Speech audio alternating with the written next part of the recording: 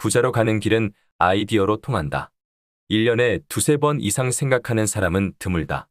나는 한 주에 한두 번 생각하는 것만으로 국제적인 명성을 얻었다. 조지 버나드 쇼. 저축과 부동산 투자, 재테크로 부자가 될 수 있을까? 내가 보기에 개인이 쌈지 돈을 굴려서 작은 부자는 가능할지 몰라도 큰 부자가 되기는 어려울 것이다. 그러나 과거와 같은 방식으로는 특히 현대와 같이 안정된 사회에서는 아마 어려울 것이다. 현대는 스마트 피플의 시대다. 우리는 우리 자신이 생각하는 것 그 자체이다. 아이디어를 지닌 사람은 자기 자신이 사업의 전부가 될 수 있는 시대다. 스티븐 스필버그는 이미 30년 전에 자기 자신을 담보로 30억 불을 조달함으로써 그것을 입증했다. 4천년 전에도 바빌로니아 사람들은 자기 자신을 담보로 오늘날 은행 비슷한 곳에서 돈을 빌렸었다. 물론 갚지 못하면 노예로 팔렸고 10중 8구는 길거리에서 생을 마쳤다. 큰 부자가 된다는 것은 어떤 면에서 곧 백아이디어를 얻는다는 의미와 일맥상통하는 것은 아닐까. 오늘날 엄청난 가치를 지닌 기업이나 상품들 대부분이 단 하나의 아이디어에서 출발했다는 사실에는 의심의 여지가 없다.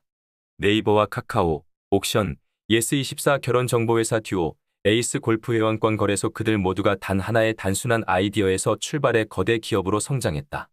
그 과정에서 아이디어 창안자들은 모두 부자가 되었다. 단 하나의 아이디어로 부자가 된 것이 아니라고? 한번 생각해보자. 김범수에게서 카카오를 빼앗고 다시 무언가 해보라고 하면 그는 우연히 얻은 단 하나의 카톡 아이디어로 부자가 된 것이 아니라는 사실을 입증해 보일 수 있을까? 김택진에게서 NC소프트를 빼앗고 다시 그와 같은 게임 회사를 설립해 보라고 하면 그는 우연히 얻은 단 하나의 아이디어로 부자가 된 것이 아니라는 사실을 다시 입증해 보일 수 있을까? 한메일의 이재용이 자본금 5천만 원으로 새 출발해 다시 그와 같은 기업 제국을 건설할 수 있을까? 옥션을 처음 설립한 오혁 전 대표는 어디로 갔을까? 팍스넷과 메디슨의 창업자는 지금 무엇을 하고 있을까? 아이러브스쿨의 전사주는 어디서 무엇을 하고 있을까? 한국의 빌 게이츠로 불리며 숱한 신하를 낳고 국회의원까지 역임했던 이찬진은 또 어떤가? 그렇다. 부자로 가는 길은 아이디어로 통한다. 부자가 된다는 의미는 어떤 면에서 하나의 쓸만한 아이디어를 생각해냈다는 것과 통한다. 하나의 아이디어가 수백억 원의 가치가 있을까? 결정적인 한 방이 필요하기는 하지만 물론이다.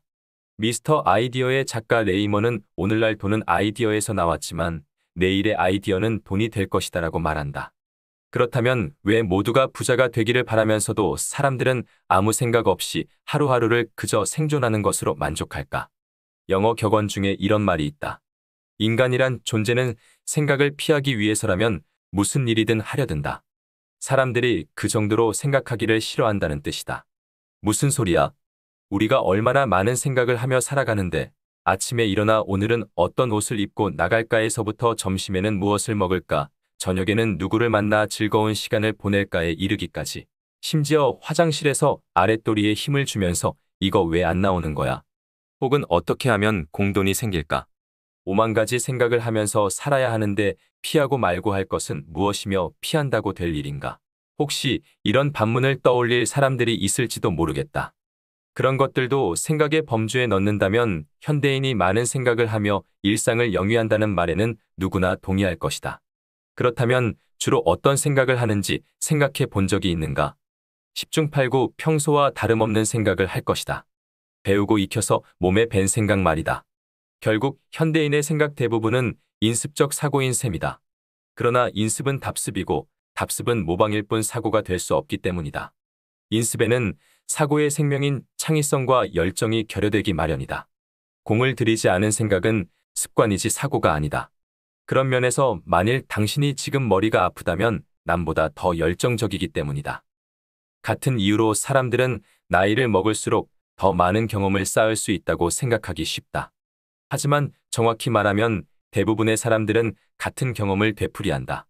예컨대 나이 20세부터 40세까지 20년간의 경험이 아니라 똑같은 1년의 경험을 20개 가지고 있다고 봐야 한다.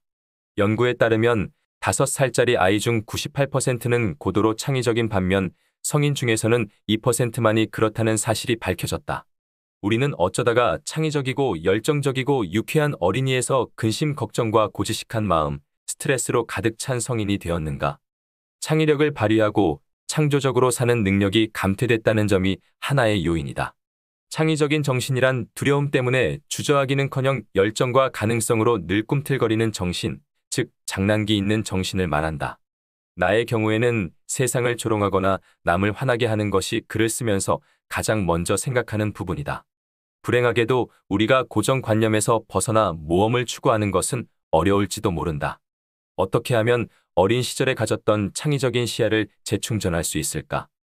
인생은 평생 한 번밖에 갈 수 없는 여행이다. 새롭고 다양한 경험을 만끽하라. 학교를 졸업한 후 우리는 대부분 배우기를 중단한다. 하지만 위대한 사고를 위해 평생 학습은 필수적이다. 여러분은 최소한 한 달에 한 번 박물관에 가야 한다.